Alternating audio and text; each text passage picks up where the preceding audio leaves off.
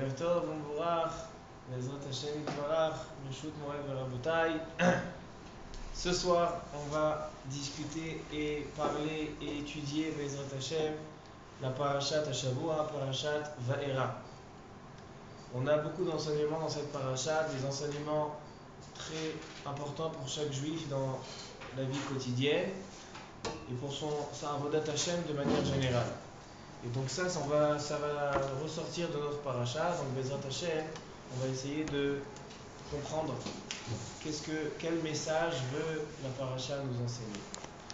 Alors Parashat Va'era, dans l'Aliyat Rishon, Kadosh Baruch Hu dit à Moshe Rabbeinu, regarde, moi je suis venu, je me suis présenté au père de la nation d'Israël, Abraham, Yitzhak et Yaakov.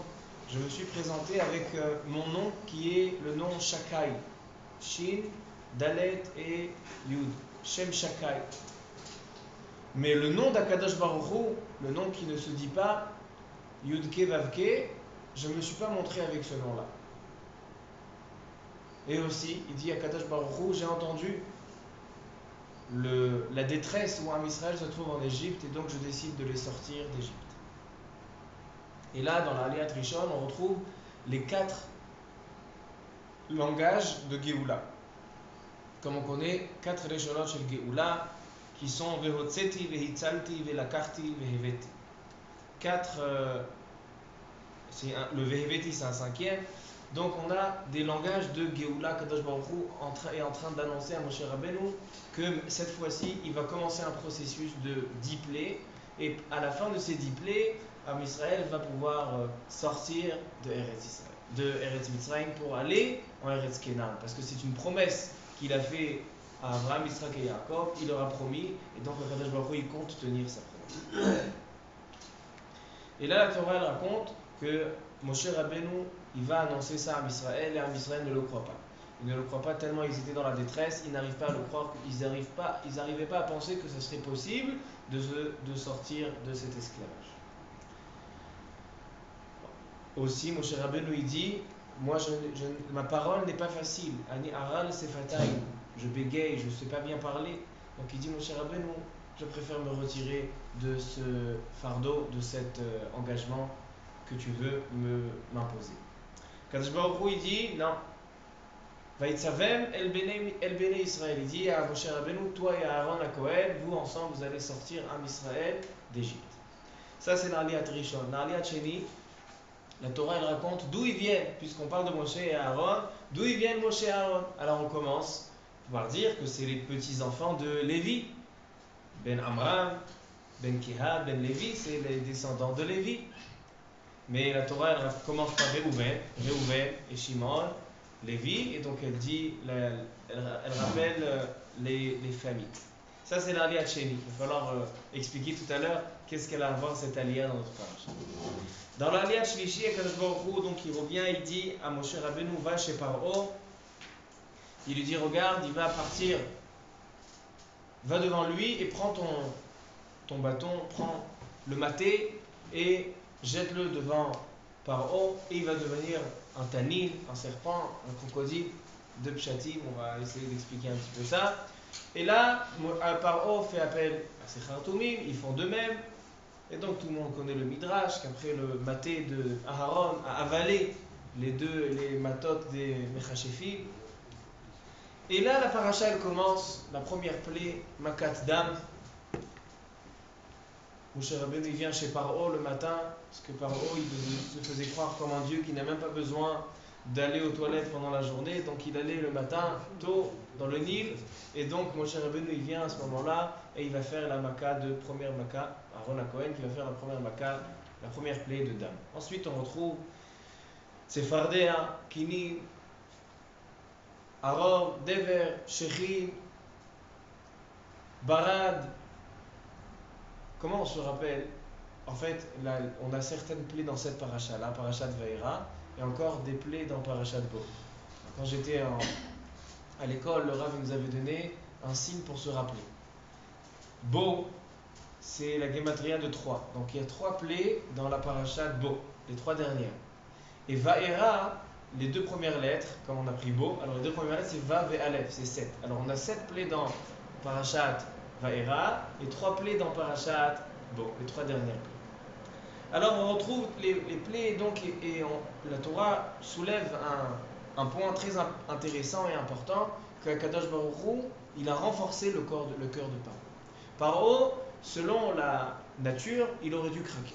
Dès qu'il a vu que les Khartoumim, à partir de la Makat Kenim, à partir de la plaie des poux, ils n'arrivaient plus à faire de même comme Moshe, donc ils ont dit Etzba Elohim. Ils ont reconnu la grandeur d'Akadosh Baruch Hu, ils ont reconnu que en fait, c'est pas seulement un tour de magie de Moshe et Aaron, mais c'est la main d'Akadosh Baruch Hu qui est en train d'agir. Alors, selon la nature, selon la logique, Paro, qui était un roi intelligent, qui était un roi chacham, il aurait dû déjà reconnaître Tzadka Mimeni. Il aurait dû dire voilà, repartez, je reconnais la force d'Akadosh Baruch Hu. Mais si Paro a persisté pendant 10 plaies, jusqu'à Makat Bechorot, et encore après Makat Bechorot, il ne s'est pas calmé, il est quand même sorti encore une fois, et là, c'est de là qu'est venu Kiryat Yamsouf, parce que Am Israël était poursuivi même après Makat Bechorot. Donc elle dit la Torah, c'est pas naturel, c'est un renforcement du cœur qui a été fait par Akadosh Baruch Hu. Akadosh Baruch Hu a renforcé le cœur de Paro, et c'est la raison pour laquelle il n'a pas cédé. Et donc, bien sûr, tout le monde va me poser une question, c'est une question qui est... Pourquoi Paro était puni? Exactement, c'est une question qui est légitime et importante. On retrouve ça dans tous les Rishonim, Rabbi Abraham ibn Ezra et le Ramban, tous les Mefarshim, ils demandent deux questions centrales. Tout d'abord, si vraiment Paro avait le cœur renforcé, alors pourquoi il a été puni? Pourquoi on punit Paro si de toute façon c'est pas lui qui agit, c'est quelqu'un d'extérieur? Deuxième question, qui est pas moins importante, c'est pourquoi Kadosh Baruch Hu il fait ça? Pourquoi il empêche de faire tchouva? Paro il peut faire tchouva, il voit la grandeur de Kadosh Baruch Hu, il veut faire tchouva, Kadosh Baruch Hu il ne le laisse pas. Depuis quand on voit que Kadosh Baruch Hu empêche la tchouva de quelqu'un? Ça c'est une question importante, et donc on verra les Mefarshim qui se posent la question. Sachant qu'il lui avait annoncé dès le début la 10e, donc il connaissait le programme. Exactement. Il y a marqué dans le Pasouk, Kadosh Baruch Hu il a dit Ki ani Hashem. Dès qu'il va se passer la dernière plaie, c'est-à-dire que Kadosh Baruch Hu depuis le début, il savait qu'il allait voir 10 plaies. Ces 10 plaies ne sont pas pour lui. Alors donc, voilà, ça c'est la paracha. Paracha, elle parle de toutes les plaies, et chaque plaie elle est intéressante, elle a d'autres histoires, une de l'autre, et on va essayer un petit peu d'approfondir notre paracha de Shavua.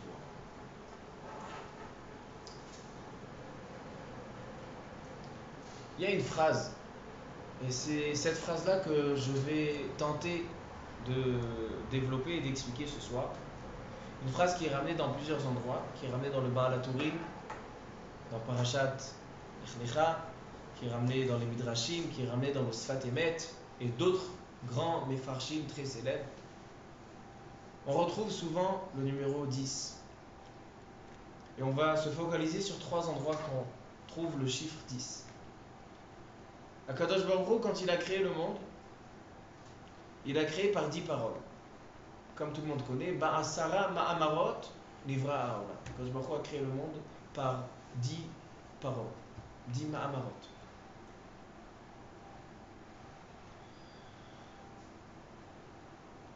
Akadosh Baruch Hu a envoyé en Égypte 10 plaies. 10 plaies, on retrouve le chiffre 10. Par la suite, Akadosh Baruch Hu va donner 10 commandements. On a Asara Ma'amarot, Aseret Hamakot, Aseret Adibrot. Et donc les Chachamim nous ramènent souvent dans les Midrashim, dans le Baal HaTurim, le Sfat Emet, ramènent Chazak Baruch, Tizkei les mitzvot.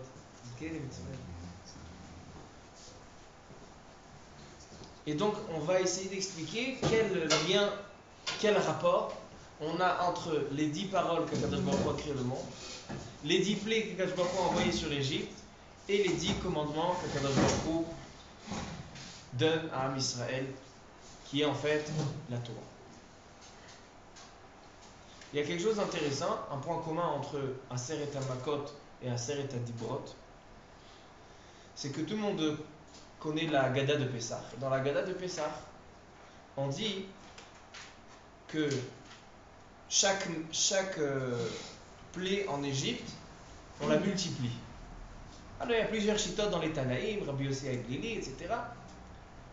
Il y en a qui disent que chaque Maka a été accompagné x5, comme il y a marqué Etzba Elohim, et il y a la main, donc 5 doigts, c'est x5. Il y en a qui multiplient encore.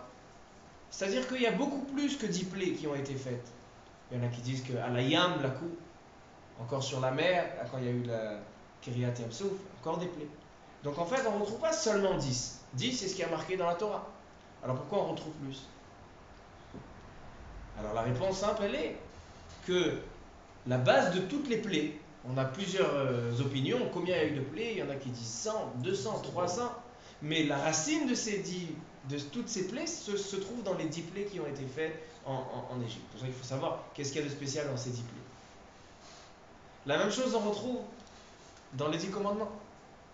Am Israël, il a seulement 10 commandements, on a seulement 10 commandements à respecter? Non.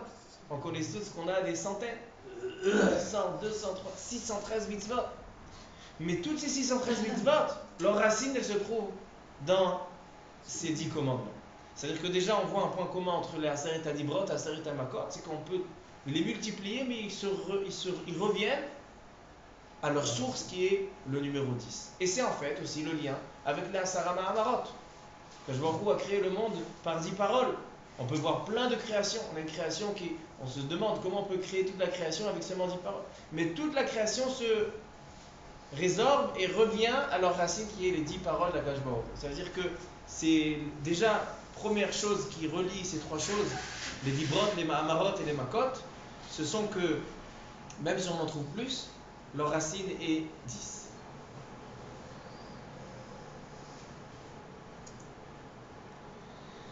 Au début de la paracha, dans l'Aliyat Rishon, il y a marqué Vaera El Abraham, El Yitzhak, El Yaakov, Bekel Shakai. Ushmi Hashem, Lo Nodati Lahem. Kadosh Baruch Hu s'est montré et s'est dévoilé chez nos pères Abraham, Yitzhak et Yaakov avec un nom qui est Shakai, mais le nom Yud Kevavke, non. Alors il y a un Ramban, et j'ai entendu aussi une interprétation du Rav Moshe Shapira, Alav Shalom, qui explique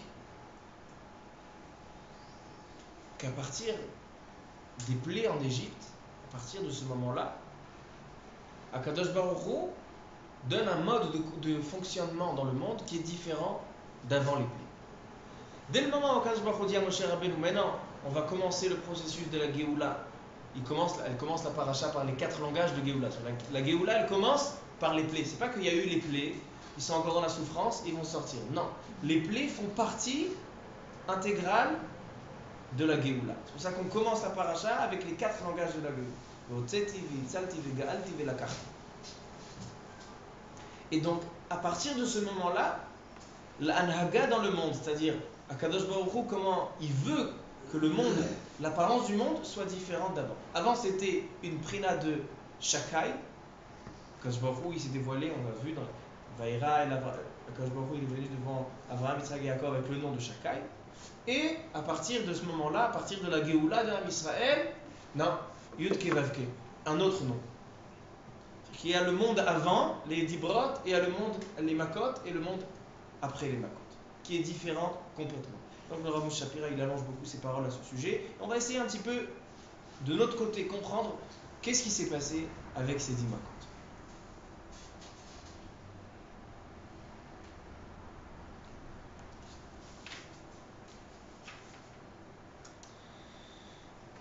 Une deuxième question importante qu'on a déjà relevée tout à l'heure, c'est que la Torah, dans Aliyat Sheni, nous donne un sujet aucun rapport. On parle de la paracha, de la délivrance, et là on commence à raconter l'arbre généalogique de Moshe et Aaron. D'où ils viennent Moshe et Aaron. Et à cause de ça, regardez Rashi, je vous demandais de regarder Rashi parce que c'est important, dans l'Aliyat Sheni,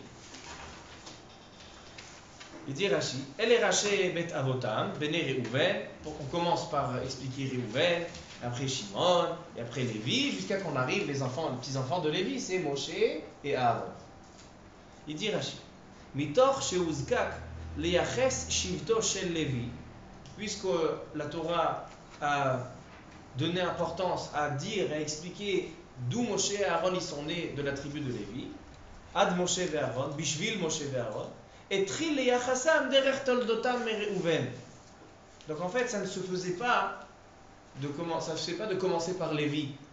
Ça pourrait laisser entendre que Lévi c'est le plus important des tribus d'Adam et Israël. Alors donc on a commencé selon l'ordre. Si déjà on va parler de Lévi, alors non, on commence par Reuven, Shimon et ensuite Lévi. Après il n'y a plus. Parce que le but c'était de raconter c'était qui les enfants de Lévi. Mais on était obligé de commencer par Reuven. Ensuite il y a des parenthèses. Bepsikta gdola ra'iti, לפי שקינטרם יעקב אבינו לשלושה שבטים הללו בשעת מותו, חזר הכתוב ויחסם לבדם לומר שחשובים הם. Je ne sais pas si vous vous rappelez, quand on a fait le shiur sur Parashat Vayechi, alors on a dit qu'en fait, Yaakov Avinu, quand il a fait les bénédictions à ses enfants, c'était pas toutes des bénédictions. On a vu que Reuven, c'était une remontrance, une tochecha, et Shimon et Lévi, c'était une malédiction qu'il leur a fait. Il a dit, Becharba, Besot, Arur, Apam, et Yaakov Avinu a maudit en quelque sorte, au lieu de bénir. Alors il dit, puisque ces trois shvatim-là, ce sont les trois tribus qui ont été mal considérées, en quelque sorte, par Yaakov Avinu avant sa mort, c'est pour ça qu'on les répète ici. Ça c'est la deuxième explication. La première explication, c'est on devait expliquer d'où ils viennent.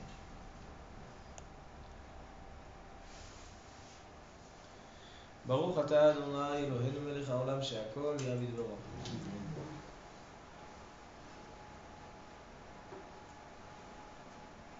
Mais moi ça me suffit pas ces réponses-là.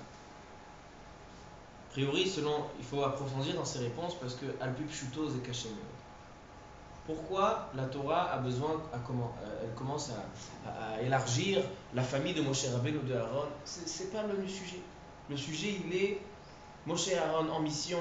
Ils vont chez Paro, ils vont essayer de le convaincre. Paro, il est en colère, il est diplé et on sort d'Égypte. Pourquoi il y a besoin de raconter d'où ils viennent? J'ai vu une explication extraordinaire du Rav Shimshon Raphaël Hirsch. Plusieurs fois on le rappelle dans les Shimurim. Et dit le Rav Shimshon Raphaël Hirsch, quand il a lu ces psukim-là, il s'est posé tout de suite cette question. Qu'est-ce que ça a à voir ici, la famille de Moshe et Aaron? Écoutez une explication extraordinaire. Le Rav Hirsch,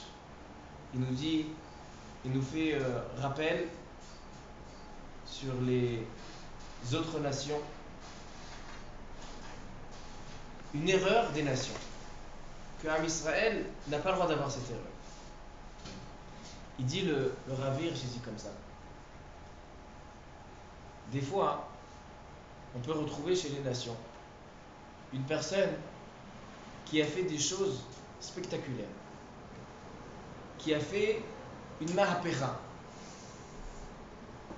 qui a vraiment rapporté au monde quelque chose d'extraordinaire. Et les gens, ils ont tendance à dire, tu sais, cette personne-là qui est extraordinaire, il a fait quelque chose de tellement fort, c'est qu'il a une force de Dieu en lui. À tel point qu'à la fin, ils vont dire que c'est une personne qui est vraiment différente, qui sort de l'ordinaire. Donc je pense que vous voyez de quoi il veut parler le Rav Hirsch. Et donc les gens, ils pensent que cette personne-là, c'est le Fils de Dieu. Et on n'a pas le droit ni de parler, ni d'essayer de oser de dire quoi que ce soit sur cette personne, parce que par rapport à ses actes, par rapport à ce qu'il a apporté au monde, c'est forcément Dieu est en lui et donc il est spécial. Il dit le Rav Hirsch, la paracha ici dans la Aliyat Sheni, elle est venue nous enseigner sur Inyanna. Moshe et Aaron à Cohen, ils ont fait des choses spectaculaires, des choses extraordinaires, des plaies que tout le monde parlait des plaies en Égypte. Ils ont retrouvé il y a quelque temps des écrits de toutes sortes d'intellects égyptiens qui ont écrit qu'est-ce que eux ils ont vu de leur côté. Ils étaient en Égypte pendant les plaies et ils ont vu qu'est-ce qui s'est passé. Et ils racontent de leur côté quelle influence avaient toutes les plaies sur eux. Des choses extraordinaires. Alors Moshe et Aaron, ils ont fait des choses spectaculaires. Vraiment une force divine. Même les Khartoumim, ils ont dit Etzba Elohim, c'est le doigt de Dieu.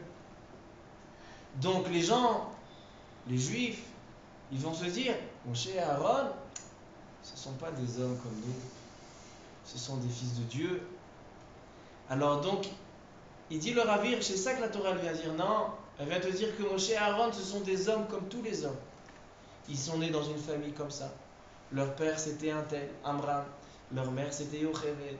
Ils viennent de la tribu de Lévi, qui est frère de Shimon, qui est frère de Réhouven. Le Ichous, la raison du Ichous dans cette paracha, c'est pour remettre les choses à leur place. Ne pas penser que puisqu'on va voir des choses extraordinaires qui ne sont jamais arrivées avant et jamais arrivées après, comme toutes ces Aseret Makot et la Yetziat Mitzrayim, de dire voilà Moshe et Aaron ce sont des personnes qui sortent de l'ordinaire, ou Moshe Rabbeinu. Moshe Rabbeinu, il dit le Ravir, Aya Adam, Venishar Adam, Velo ala mibrinat Adam. Ça reste un homme comme tous. Ça c'est la première chose. Comme ça, il dit le Ravir, je peux expliquer pourquoi on s'arrête dans la paracha qui est en train de parler de la sortie d'Égypte, des disciples, de tous les miracles extraordinaires. Non. On a besoin de dire que Moshe Rabbeinu, c'est un homme et ça reste un homme. Ça, c'est le Yesod du Ravir. Ensuite, j'ai envie qu'on parle un petit peu du renforcement du cœur de Paro. C'est quoi ce renforcement du cœur de Paro? Je vais vous lire le Ibn Ezra.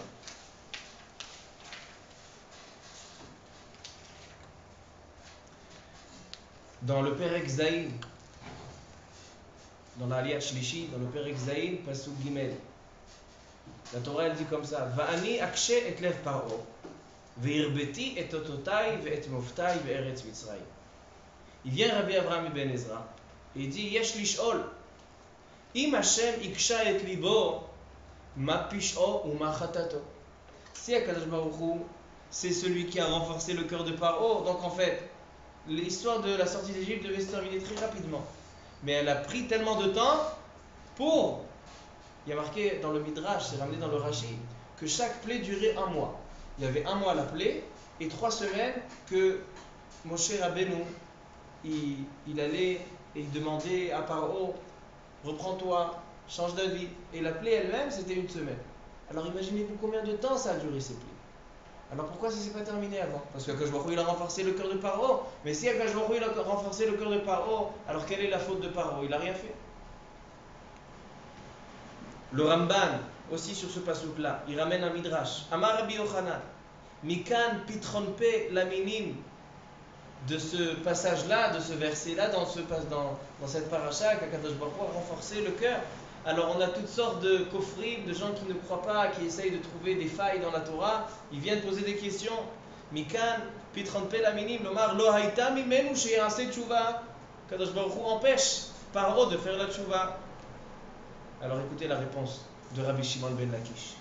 Amar Rabbi Shimon ben Lakish, isatem pihem shel minim, ela im laletzim hu yalitz, matre bo pa'am rishona ushniya ushlishit, ve'eno chozer bo.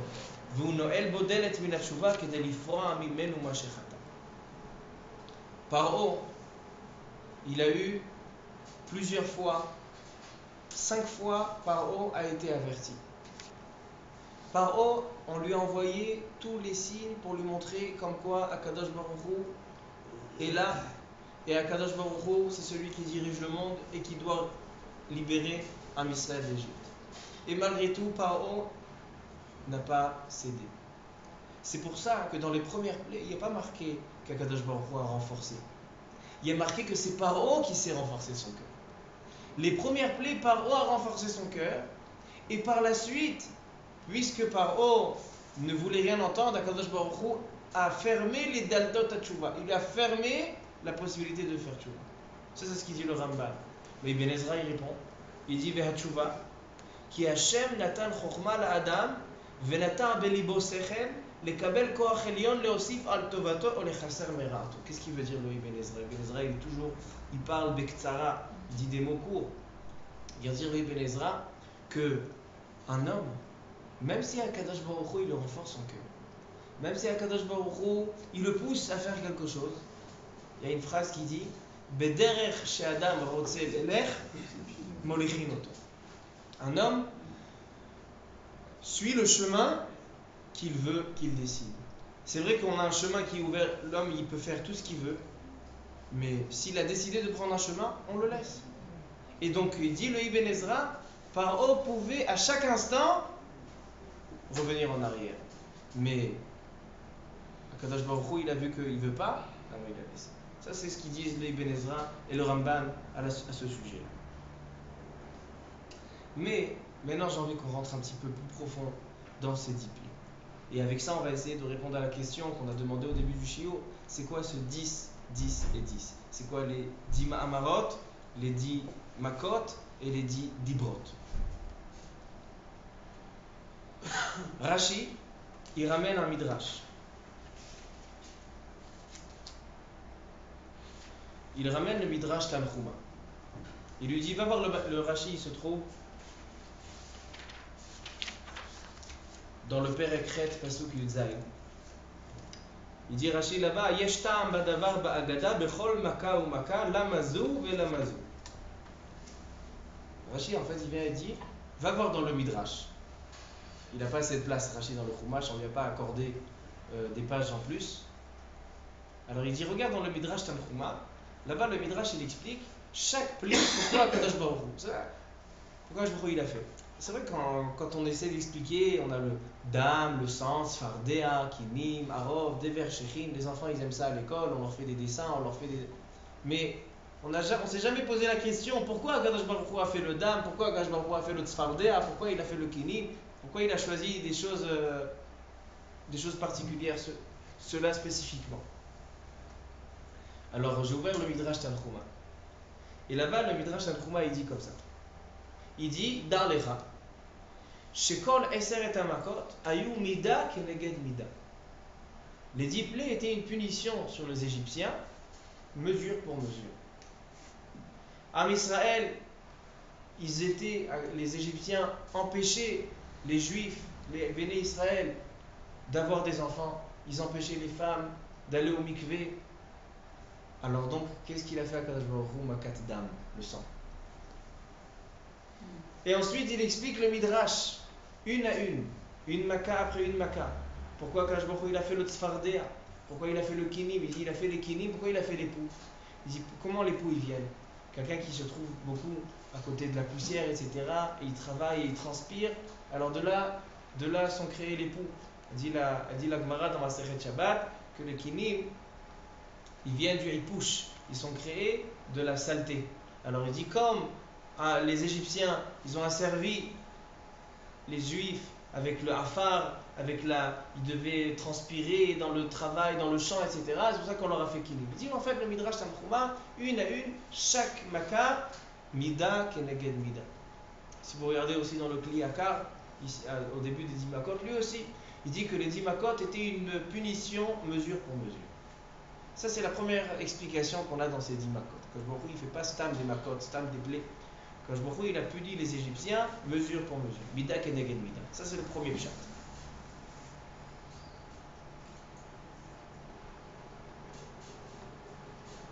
Mais une deuxième explication.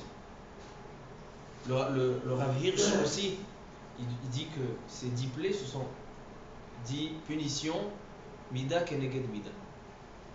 C'est extraordinaire ce qu'il dit. Je vais le dire en 2 mots, parce qu'on n'a pas vraiment le temps. Mais en 2 mots, ce qu'il dit, le Rav Hirsch, il dit, on dit dans la Haggadah de Pesach, c'est dans la Sefer Psachim, c'est marqué, Amar Rabbi Yehuda haya noten bahem simanim.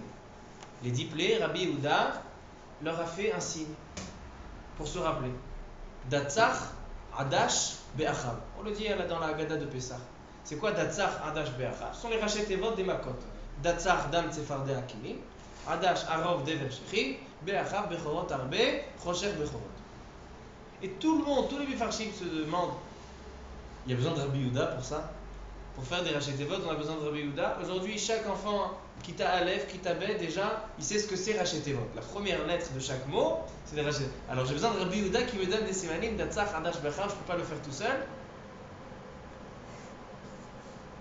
Alors on va voir aujourd'hui que c'est Simanim, et il dit le Rav Hirsch, quelque chose d'extraordinaire. Déjà, on a la première famille qui est Datsar. Datsar, c'est Dam Tsefardé Akinim.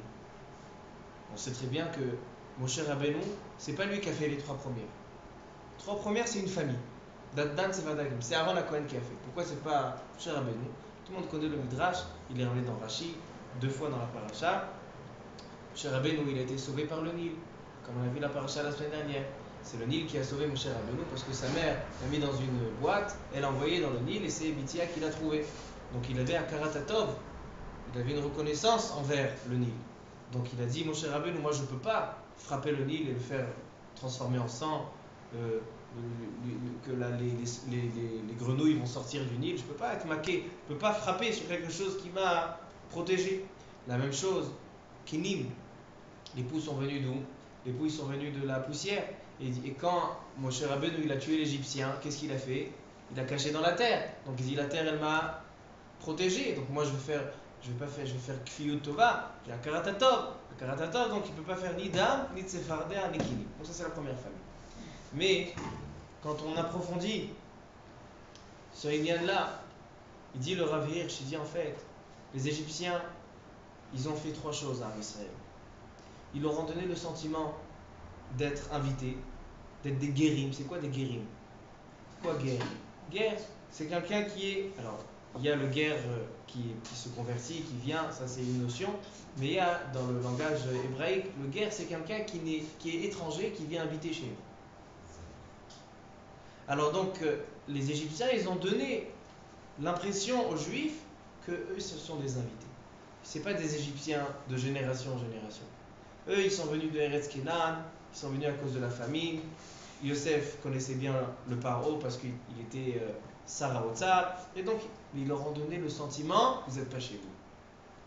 Ça, c'est une chose que les Égyptiens, ils ont fait. Deuxième chose que les Égyptiens, ils ont fait, ils ont asservi à Israël une avdout. Être esclave, c'est terrible. Et la troisième chose, qu'est-ce qu'ils ont fait? Ils les ont fait souffrir dans leur corps. Ils les ont frappés. Il y a marqué que le Ish Mitzri, marqué Ish Ivri. C'est-à-dire qu'ils se sont emparés aussi, ils leur frappaient, ils leur faisaient du tsahar dans leur corps. Alors il dit exactement, il dit c'est ça le siman de Rabbi Yehuda. Si on a le Datsar, Adash, Be'achab. Si on prend le premier de la première famille, c'est le Dam. Ensuite on a Arov. Ensuite on a le Barad. C'est quoi ces 3 choses? Quand on a le sang dans le Nil c'est toute la vie des Égyptiens, la seule source d'eau c'était le Nil, et donc maintenant ça devient du sang. Et pour boire de l'eau, ils devaient aller chez les Juifs pour que les Juifs leur donnent de l'eau. Alors donc, Akash Baruch Hu, il les a punis Mida Keneged Mida, il leur a donné le sang pour que ce soit eux qui se sentent étrangers chez les Juifs. Alors ça c'est la première. Alors la deuxième aussi c'est quoi? Alors on a Dam, ensuite on a Arov. Datsar, Adash, Arov. Arov c'est quoi? Il y a marqué que les animaux ils sont arrivés, le Arov, les animaux de tout le monde. Il y a marqué, il y avait le Dov Hasibiri, il y avait l'ours du pôle Nord, et il y avait le tigre du Bengale. Et donc il y avait tout ils sont venus de tout, ils se sont emparés de l'Égypte. Et donc les Égyptiens, ils se retrouvent plus chez eux. C'était comme les États-Unis. Les États-Unis, il y a tous les Umot, tous les États unis, ils sont là. Comme la Chayot et Tsaot Shama. Mais l'Égypte, ils se sentent étrangers. Donc ça, c'est une deuxième chose qu'Akash Baruch Hu il a fait pour les sentir étrangers. Troisième chose, c'est quoi? Barad. C'est quoi Barad? Barad, c'est la grêle avec le feu qui tombe et qui s'empare du terrain et qu'elle brûle tout. Il n'y a plus de maison, il n'y a plus de champ, il n'y a plus rien du tout. Tu es plus chez toi. Alors donc il dit ça, la première, c'est pour la première chose qu'ils ont fait. C'est ça la Mida Keneged Mida. Vous avez demandé à faire sentir aux Juifs qui sont étrangers, Kibal Tem Gamaten. Vous aussi vous êtes étrangers. La deuxième rangée, c'est quoi? Alors on a Datsar, c'est le Tzadik. Tzadik, c'est quoi? Sfardéa. Ensuite on a Adash, Dever. Et ensuite on a Be'achab, Aleph, c'est quoi? C'est Arbé, les sauterelles. Alors il dit le premier, c'est quoi Sfardéa? Qu'est-ce qu'ils ont fait? Ils ont asservi. D'accord? Ils ont fait une avdout. Quel est le point commun entre la sauterelle, entre le tsar, Adash, le Dever? Dever, c'est les animaux qui meurent. Et Le harbé, c'est quoi? C'est tout ce qui concerne la nourriture. Il y a marqué que les sauterelles, ils rentraient de partout. Dans tout, dans le pain, tout ce qui est la nourriture, tout ce qui est la parnassa, les sauterelles, ils mangeaient tout. La même chose, c'est quoi? C'est le dévers. C'est quoi dévers? C'est tout le bétail qui mourait. Et donc, ils pouvaient ni labourer leurs champs, ni rien du tout. Il n'y avait plus de parnassa. Et le dernier, c'est quoi? Harbé. Qu'est-ce qu'il faisait le harbé? Tout ce que le barad a laissé, le harbé, il a terminé. Il mangeait tout. Alors ça, c'est la parnassa. Pour montrer, toi, tu avais la parnassa parce que tu as servi un Israël. Maintenant, c'est toi qui seras esclave. Tu vas devoir aller chercher ta parnassa, chercher à manger. Et la troisième, c'est quoi? La troisième, c'est une punition dans leur bouffe. Remarquez qu'eux, ils ont frappé les juifs. Alors là aussi, c'est quoi? Datsar, c'est kinim. Kinim, c'est quoi? Les poux. Ils ont marqué qu'ils se faisaient saigner tellement ça allait gratter les poux. Ça, c'est Datsar. C'est Pgia Bagouf. Ensuite, on a Adash, Shechin. Shechin, c'est quoi? C'est toutes les. Comment? Des pustules. Des pustules, ça s'appelle? Alors, ça, c'est le Shechin. Ils se grattaient, ils avaient mal. Tout ça, c'était aussi dans le corps. Et c'est quoi Be'achav? Be'achav, le dernier de Be'achav, c'est Bechorot. Il aura tué les Bechorot.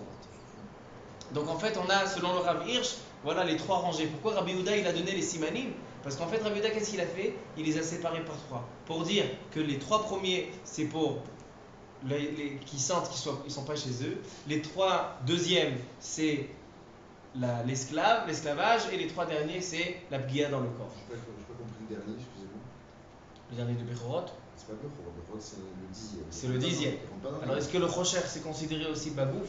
Il est marqué que peut-être que si le Chocher, il dit que c'est bagouf parce que le Chocher ne pouvait même pas bouger. C'était un Chocher tellement fort qu'ils n'arrivaient même pas à bouger. Alors, c'était aussi bagouf. Ça passe. Ça passe. À Kolpanim, ça c'est une interprétation des Mefarshim. Il y en a qui interprètent les 10 plaies en tant que 10 punitions, Mida Keneged Mida. Ça c'est selon le Midrash qui ramène Rashi et selon beaucoup de Mefarshim. Mais on a un deuxième aspect des Aseret Hamakot. Et avec ça on va essayer d'expliquer et de terminer le shiur.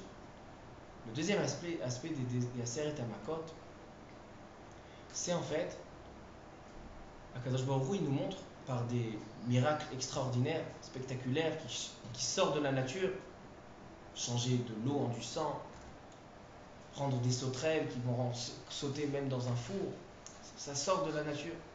Akadosh Baruch Hu, il veut nous montrer par ces 10 chemins-là, c'est quoi le chemin du juif? Comment le juif doit se comporter dans un Avodat Hashem?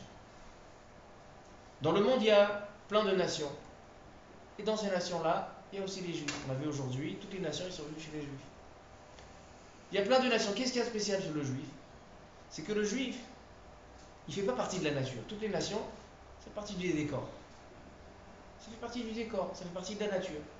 Il y a les Français, il y a les Américains, il y a les Chinois, il y a les Japonais, tout.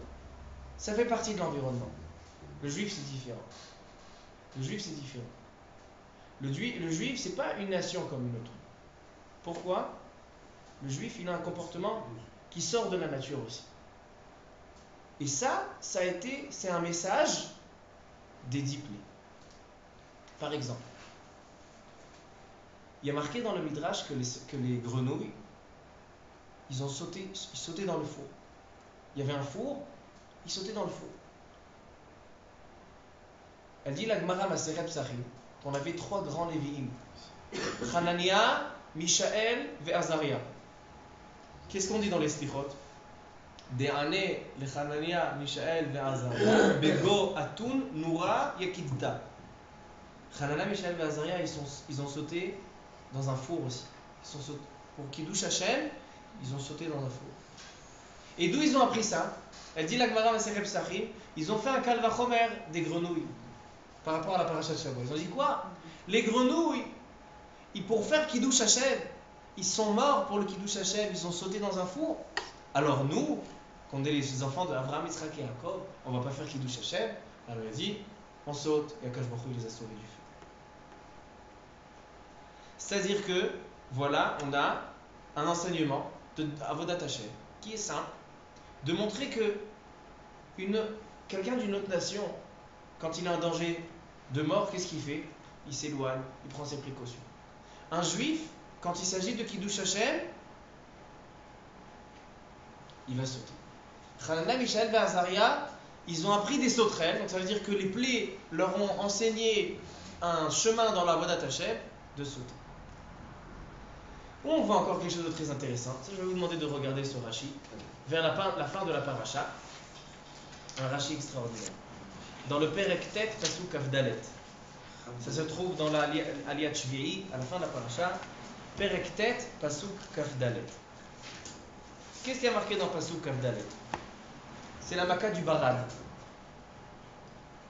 Vayhi Barad ve'esh mitlakachat betoch habarad.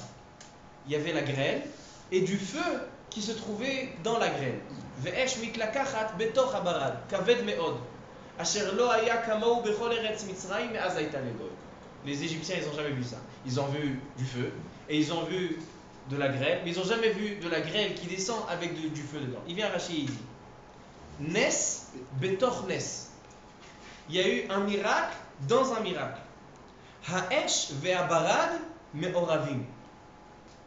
Non seulement c'est une plaie, le barad, mais en plus, on retrouve le feu et l'eau qui se sont accordés pour faire. Ve'abarad maimu. Tu as la grêle, c'est de l'eau. Et le feu qui est dedans, c'est du feu. On sait tous que l'eau et le feu, c'est pas des copains. Le feu, il éteint l'eau. Et malgré tout, qu'est-ce qu'il dit Rachid? Ils ont fait la paix, l'eau et le feu, ils ont fait la paix pour faire la mitzvah.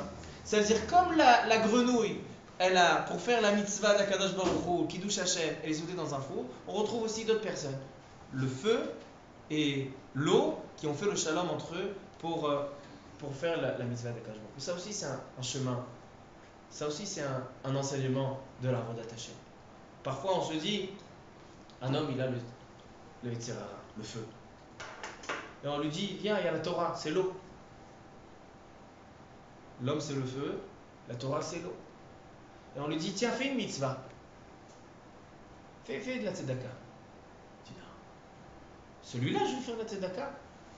Il y a le feu qui commence à... Il va essayer de brûler un petit peu, d'assécher l'eau.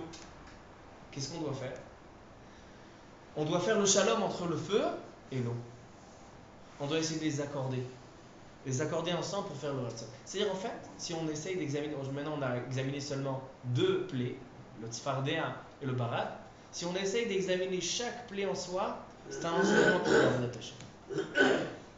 Maintenant j'ai envie de répondre, et avec ça on termine, on est à l'heure, on rachète. Et avec ça on termine le shiur. On reprend la première phrase qu'on a ouvert le shiur. On a trouvé 3 fois le chiffre 10. Akadosh Baruch Hu, quand il a créé le monde avec 10 paroles. Asara Ma'amarot. Akadosh Baruch Hu, quand il a puni les Égyptiens, qu'est-ce qu'il a fait? 10 makot. Akadosh Baruch Hu, quand il a donné la Torah, il a fait quoi? 10 commandements. Asara Ma'amarot, Asara makot, Ve'aseret adibrot.